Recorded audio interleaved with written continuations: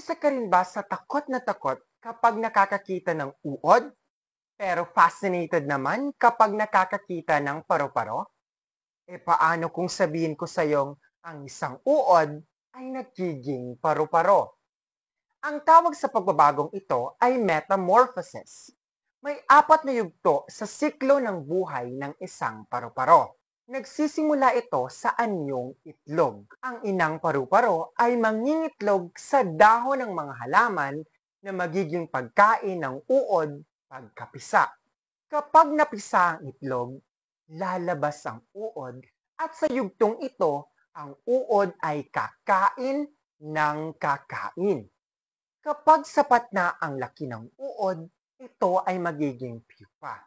Sa loob ng pupa, nagaganap ang malaking pagbabago sa katawan ng uod at unti-unting magiging isang paru-paro. Sa huling yugto, lalabas ang ganap na paru-paro.